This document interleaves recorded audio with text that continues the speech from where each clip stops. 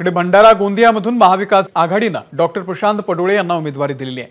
Doctor Prashant Padole प्रचारासाठी अनेक गावातल्या मतदारांपर्यंत पोहोचण्याचा प्रयत्न करतायत। 25 वर्षांनंतर काँग्रेसचा उमेदवार भरघोस मतांनी विजयी होईल असा विश्वास महाविकास आघाडीचे उमेदवार डॉक्टर प्रशांत पडोळे यांनी व्यक्त केलेला आहे। त्यांच्याशी बातचीत केलेली आहे आमचे प्रतिनिधी प्रशांत देसाई यांनी।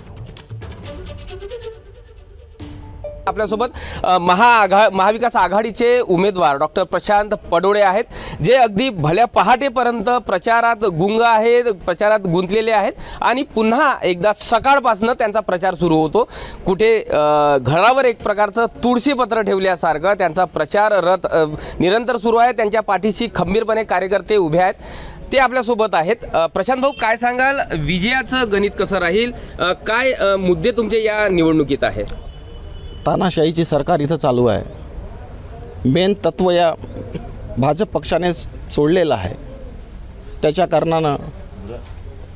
कारणानं सगळे लोक त्रस्त झालेले आहेत। या क्षेत्रामध्ये मागील 25 वर्षापासून पंजा नव्हता। पंजाला पाहून सगळेजण उत्स्फूर्तित झालेले आहेत। सगळे लोक, जनमानसं, कार्यकर्ते एकदम सगळ्यांचा उत्स्फूर्त प्रतिसाद झाला आहे। आणि तुम्ही बघतच असाल, महाविकास आघाडी इथे यासमोर या देशामध्ये सगळ्या लोकांनी मदत केली। या 19 तारखेला मदत करतील असं मला खात्री आहे।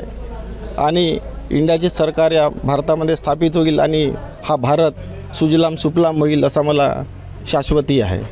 महाविकास आघाडीच्या माध्यमातून काँग्रेसचा पंजा विजय होईल असा हमखास त्यांना खात्री आहे। प्रशांत देसाई, एबीपी माझा, भंडारा। एबीपी माझा, उघडा डोळे बघा नीट।